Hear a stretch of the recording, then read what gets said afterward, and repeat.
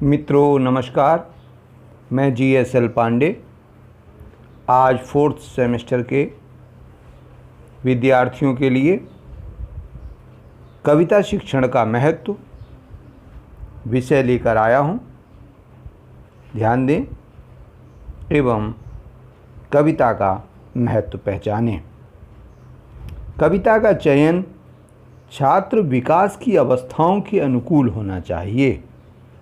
उसकी भाषा, भाव, छंद और स्वरूप बालकों की आयु के अनुसार होना चाहिए।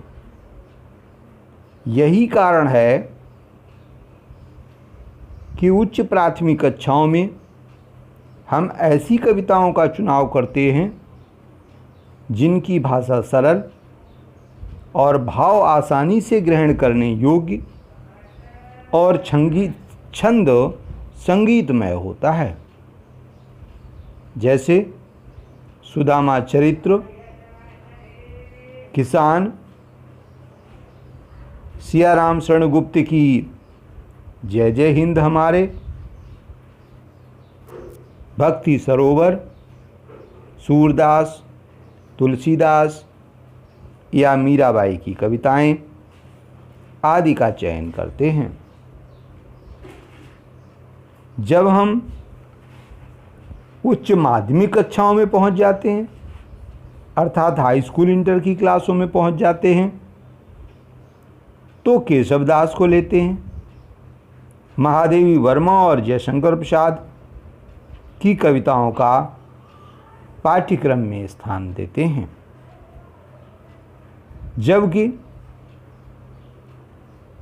प्राइमरी कक्षाओं में अर्थात 3, 4, 5 में या 1, 2 में और छोटी कविताएं जैसे मेढक की कविता, मोर की कविता, भालू की कविता, इस तरह की कविताएं, सूरज की कविता आदि का चुनाव करते हैं। तो बालक की आयु को विशेष रूप से ध्यान देना चाहिए।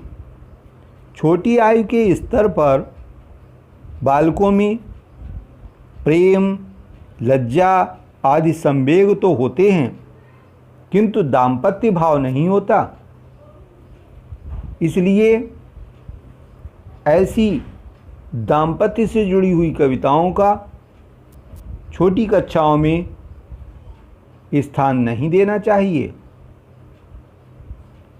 जिससे बालकों में दाम्पत्य के प्रेम से संबंधित संवेगों को जागृत न करें। वात्सल्य रस की कविताएं बालकों को प्रिय होती हैं। इसलिए और वहीं 6, 7, 8 की कक्षाओं में वीर रस की कविताओं में भी छात्र छात्राएं रुचि लेने लगते हैं।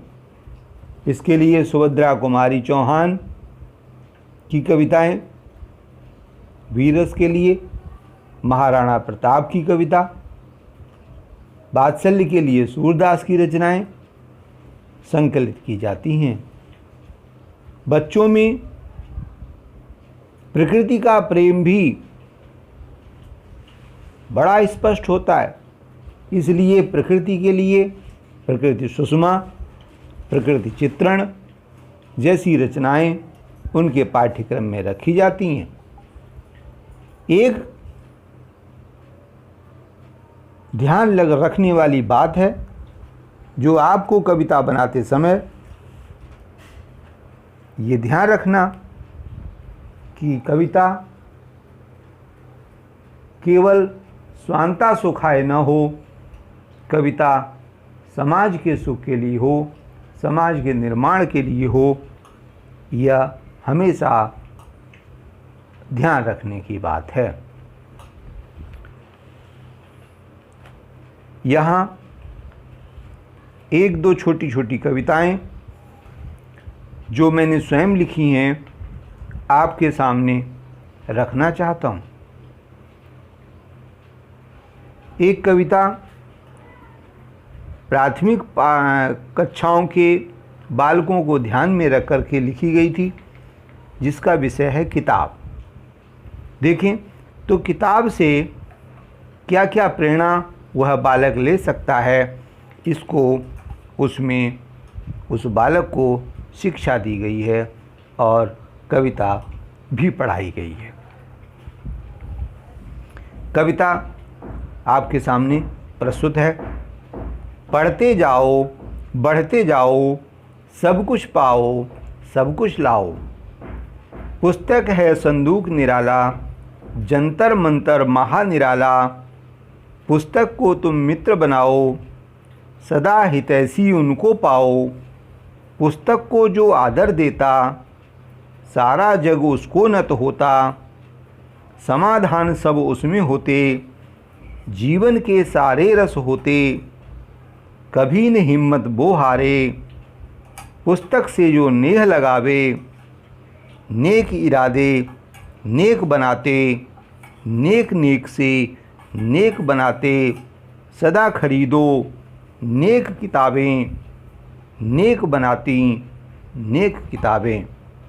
इस तरीके से यह किताब शीर्षक से जो कविता है उसमें पहले तो उनको मित्र बनाने के लिए कहा गया, उनको आदर देने के लिए कहा गया। सारी कुछ उसमें से खोजें प्राप्त हो सकती हैं और अंत में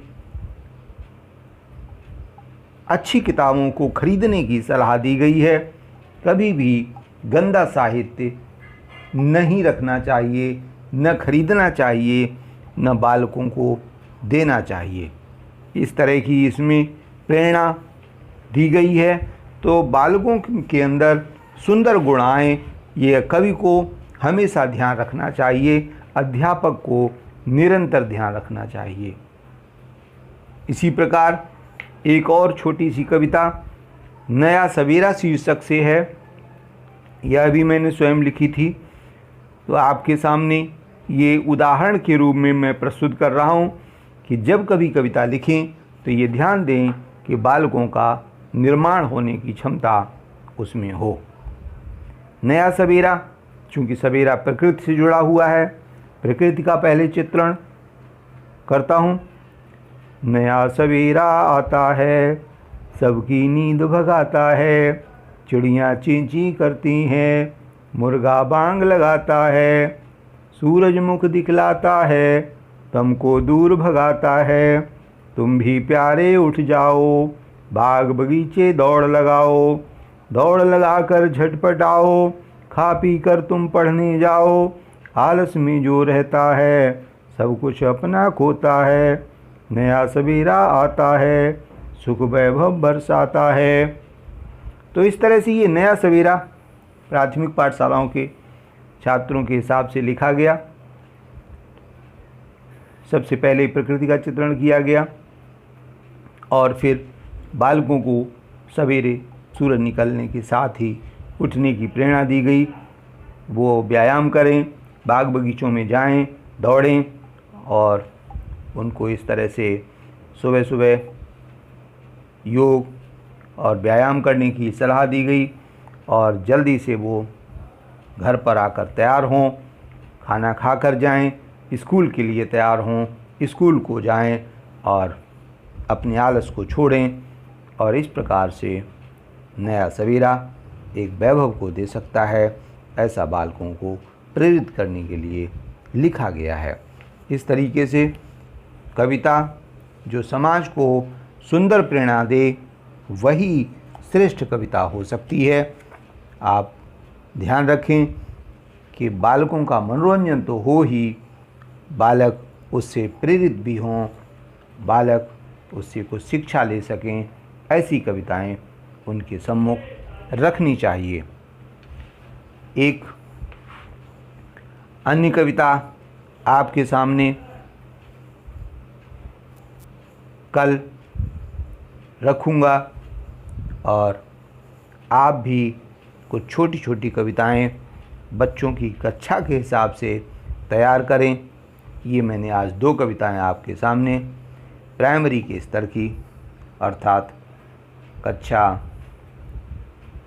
1, 2, 3, 4 के बच्चों के लिए ऐसी कविताएं रखी जा सकती हैं। आप भी कोशिश करें और ऐसी कविता बनाएं और जब विद्यालय खुले तो मुझे दिखाएं। धन्यवाद। आज इतना ही।